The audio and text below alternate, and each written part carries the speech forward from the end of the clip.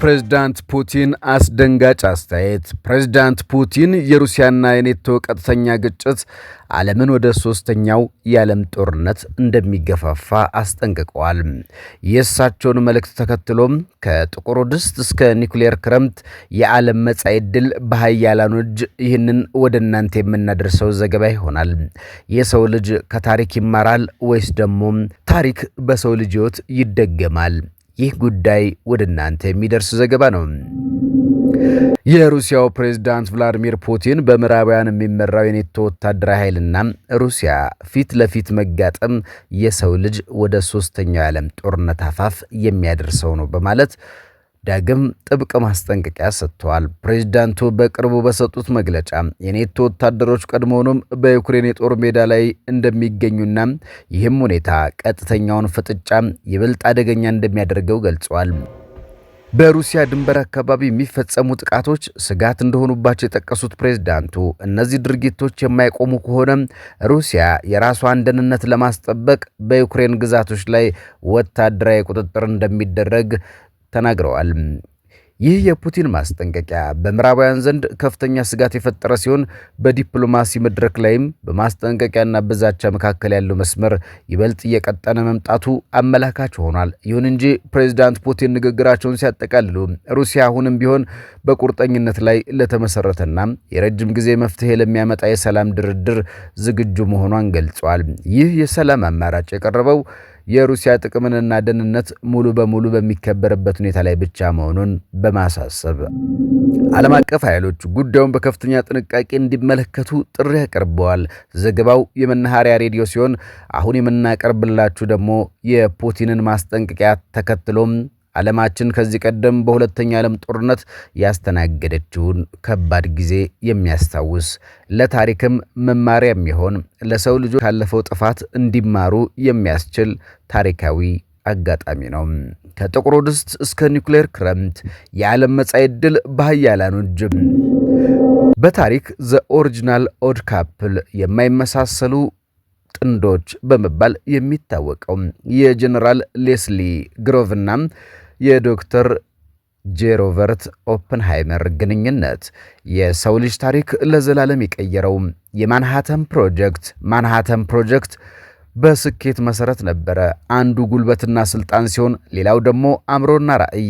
የማንሃተን ፕሮጀክት ስኬትና መሰረት የነበረው አንዱ ጉልበትና ስልጣን ሲሆን ሌላኛው ደግሞ አእምሮና ራዕይ የነበረው ነው።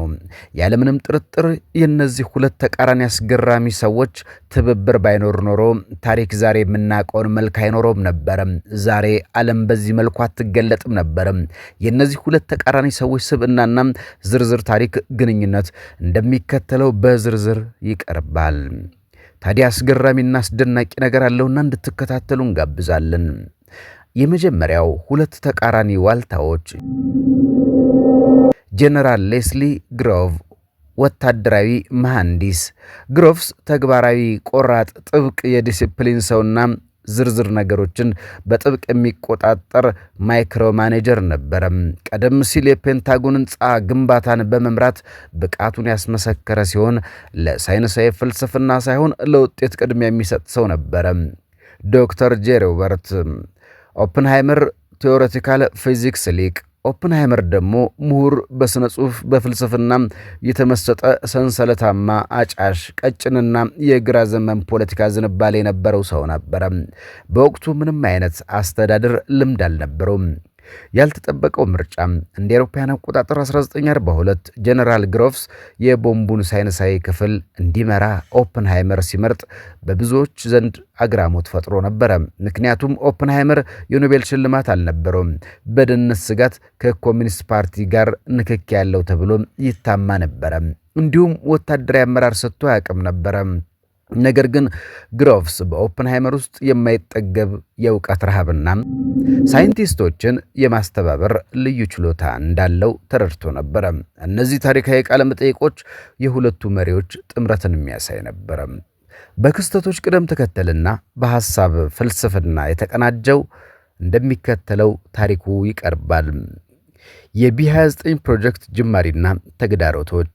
የጀነራል ፖል ቲቤስት ታሪካዊ ጉዞም የጀመረው ለጀነራል ጄሚ ዱሊትል ይሰራ በነበረበት ወቅት ጀነራል አርኖልድ ልምድ ያለው መኮንን እንዲላክለት በጠየቀው መሰረት ወደ አሜሪካ ተመለሰ።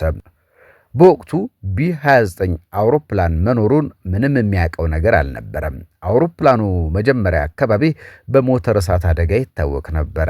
የቦይንግ ዋና የሙከራ አብራሪ ኤዲ አለን በአደጋ ከሞተ በኋላ ቦይንግ አውሮፕላኑን ለመስራት ፈቃደኛ አልነበረም።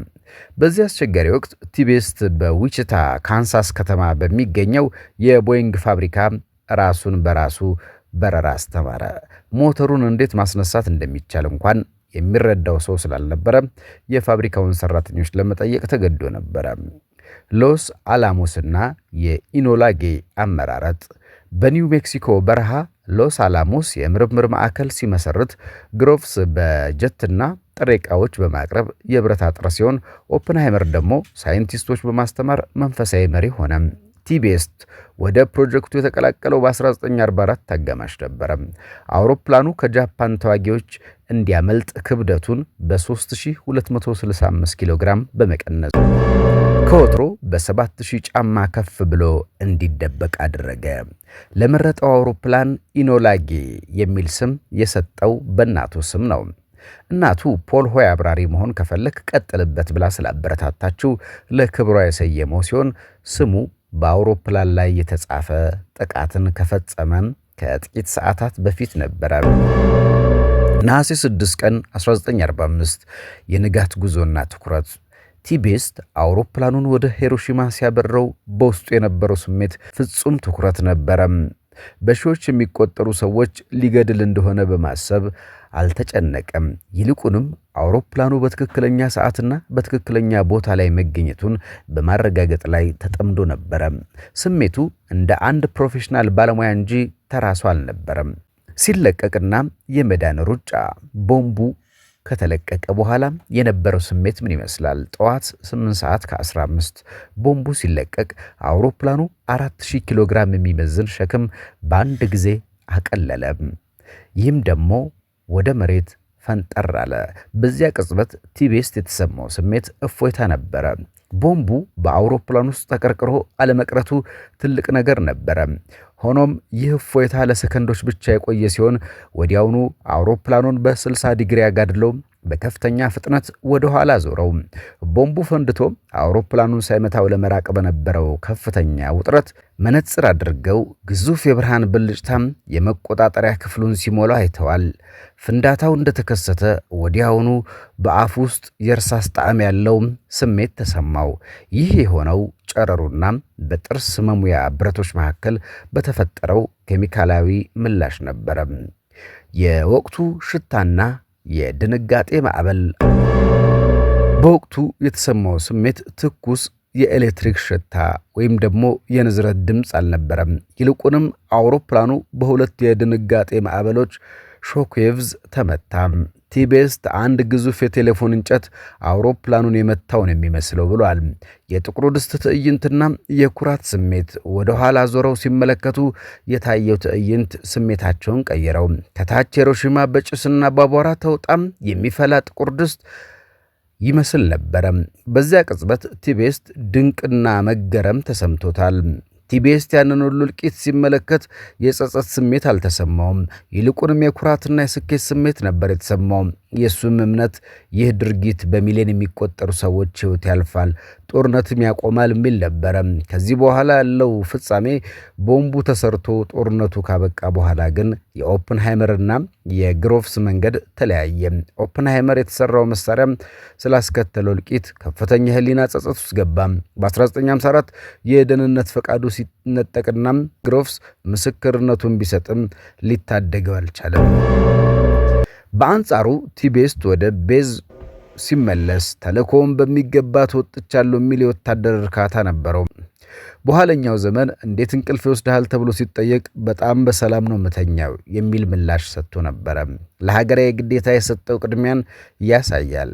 ለሱ እነዚህ ሁሉ ልምዶች የአቶሚክ ዘመን መወለድ አካላዊ ምልክቶች ነበሩ። የአሁኑ ዘመን የኒውክሌር መሳሪያ አጥፊዎች ኃይል ማግኒቲዩድና የሚያስከትሉት ውድመት ዋና ዋና ነጥቦችን እናንሳ። አዎ ፑቲን ወደ ሶስተኛ ዓለም ጦርነት ዓለምን እየገፋናት ነው ብለዋልና እሳቸው ያሏቸው እነዚህ ጦርነቶች ምን አይነት ጉዳት ያስከትላሉ? የመሳሪያዎቹ አቅም ምን ይመስላል? አንደኛ፣ የፍንዳታው መጠንና የሙቀት ኃይል። በአሁን ጊዜ ያለው የኒውክሌር ቦምቦች በሂሮሺማ ላይ ከፈነዳው ሊትል ቦይ በመቶዎች አልፎም ተርፎ በሺዎች የሚቆጠር እጥፍ የሚበልጥ አጥፊ ኃይል አላቸው። ለምሳሌ ዘመናዊው የቴርሞኒውክሌር ሃይድሮጅን ቦምብ መሳሪያዎቹ የሚለቁት የሙቀት መጠን ከፀሐይ እምብርት ሙቀት ጋር የሚመጣጠን ሲሆን በፍንዳታው ማዕከል የሚገኝ ማንኛውም ነገር ቅጽበታዊ በሆነ ሁኔታ ወደ ትነት ይቀየራል ወይም ኢቫፖሬሽን ይሆናል።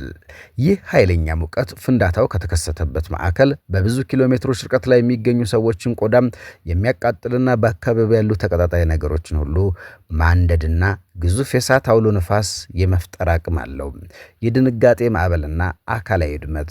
የኒውክሌር ፍንዳታው የሚያመነጨው የድንጋጤ ማዕበል የአካባቢን አየር ግፊትን በአስገራሚ ሁኔታ በመጨመር በሰዎች በመቶዎች የሚቆጠሩ ኪሎ ሜትሮች የሚጓዝ ኃይለኛ ነፋስ ይፈጥራል። ይህ ማዕበል በዘመናዊ ከተሞች የሚገኙ ኮንክሪት ህንፃዎች፣ ድልድዮችን፣ የመሰረተ ልማት አውታሮችን እንደ ወረቀት የሚያፈራርስ አቅም አለው። በፍንዳታው ዙሪያ ያሉ አካባቢዎች ሙሉ በሙሉ ወደ ፍርስራሽነት የሚቀየሩ ሲሆን ይህ የከተሞችን ኢኮኖሚ ቁሳዊ ዋጋ ወደ ዜሮ በማውረድ አካባቢውን ለመኖሪያነት የማይመችና ለጥገና የማይታሰብ ፍርስራሽ ያደርገዋል። የጨረር መርዝና የዓለም አቀፋዊ የአየር ንብረት ቀውስ። ከአካላዊ ውድመት ባለፈ የዘመኑ የኒውክሌር ቦምቦች የሚያስከትሉት የጨረር መርዝ አፈር፣ ውሃንና አየርን ለብዙ አስርት ዓመታት መርዛማ ያደርጋቸዋል። መጠነ ሰፊ የኒውክሌር ጦርነት ከተከሰተባቸው ፍንዳታዎች የሚነሳው ጭስና አቧራም የፀሐይን ብርሃን ወደ ምድር እንዳይደርስ በመጋረድ የኒውክሌር ክረምት ተብሎ የሚጠራውን ክስተት ይፈጥራል። ይህ ክስተት የዓለምን የሙቀት መጠን በከፍተኛ ሁኔታ በመቀነስ ግብርናውን፣ የሰው ልጅ የምግብ ዋስትና ሙሉ በሙሉ መሬት ለሰው ልጅና ለሌሎች ሕይወት ላላቸው ነገሮች የምትሰጠውን የመኖሪያ ዋጋ ሙሉ በሙሉ ያሳጣታል። በአሁኑ ወቅት የዓለምን የኒውክሌር መሳሪያዎች 90% የሆነው በእጃቸው የያዙት አሜሪካና ሩሲያ ናቸው። የነዚህ ሳምንታዊ ወታደራዊና ፖለቲካዊ ውጥረቶች ከላይ የጠቀስነው ቀደም ሲል እንደነገርናችሁ አስከፊ የኒውክሌር ውድመት አንጻርም ሲታይ እጅግ አሳሳቢ ደረጃ ላይ ይገኛል። የአሁኑ ሁኔታና የቲቤስትን ማሳሰቢያ ተቀናጅተው እንደሚከተለው ቀርበዋል። አሁን ያለው የሀያላን ሀገራት ፍጥጫና ስጋቱ በዚህ ሳምንት በኔቶ በኩልና በሩሲያ መካከል ያለው ፍጥጫም ወደ አደገኛ ደረጃ ተሸጋግሯል።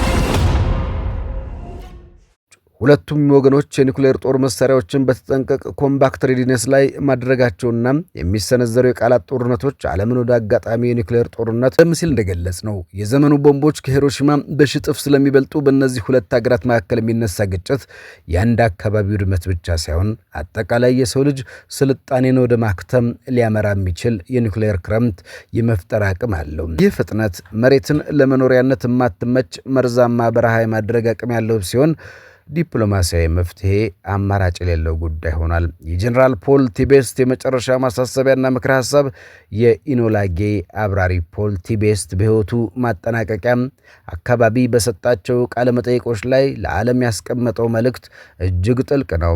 ቲቤስት ምንም እንኳን በሰራው ስራ ባይጸጸትም የኒውክሌር ኃይል ምን ያህል አስፈሪ እንደሆነ በአካል የተመለከተው ብቸኛ ሰው እሱ ነው። የእሱ ምክረ ሐሳብ የሚከተለው ነው። ዓለም ዳግመኛ እንደዚህ አይነት ጥፋት ውስጥ መግባት የለባትም። የኒውክሌር መሳሪያዎች የተሰሩት ጦርነትን ለማቆም እንጂ ጦርነት ለመጀመር መሆን የለባቸውም። ቲቤስት እንደሚለው ጦርነት በባህሪው ጭካኔ የተሞላበት በመሆኑም ትልቁን ስኬት ጦርነትን ማሸነፍ ሳይሆን ጦርነት እንዳይነሳ መከላከል ነው። የሰው ልጅ በሂሮሺማ የታየውን መከራ በማስታወስ አሁን ያለውን የሀያላን ሀገራት ፍጥጫ በሰላማዊ መንገድ እንዲፈታና ምድርን ወደሚፈላ ጥቁር ድስት ከመቀየር እንዲታደጋት የቲቤስት ታሪክ እንደ ትልቅ ማስጠንቀቂያም ሊወሰድ ይገባል። የዛሬው ትውልድ ከኦፕንሃይመር የሳይንስ ጸጸት እናም ከቲቤስት ወታደራዊ ጥንካሬ መማር ያለበት አንድ እውነት አለ። የኒውክሌር ጦር አሸናፊ የለውም። ውድመቱ የሁሉም ወገን ህልውና የሚያጠፋ በመሆኑም የቲቤስት የመጨረሻው ምክር ዓለም ዳግመኛ ወደዚህ ጥፋት እንዳትመለስ ዛሬም ከመቼውም ጊዜ በላይ ተግባራዊ መሆን ይኖርበታል። የመረጃችን ምንጮች የሆኑት የዩቲዩብ ቪዲዮዎች ሊንኮች ዝርዝር የሚከተለው ነው። የዶክተር ጄ ሮበርት ከኦፕንሃይመር ታዋቂ ንግግር፣ የዶክተር ኦፕንሃይመር ሰፊ ቃለ መጠይቅ ስለ ማንሃተን ፕሮጀክት ሳይንስ፣ የጀነራል ፖል ቲቤስት እና የታሪክ ምሁሩ ሂው ዌልደን ቃለ መጠይቅ ስለ ሂሮሺማ ጥቃት፣ የጀነራል ፖል ቲቤስት እና ከርሚት ዊክስ ቃለ መጠይቅ ስለ ቢ29 እና ኤኖላ ጌይ ስያሜ ያገኘ ነው። ይህን ይመስላል።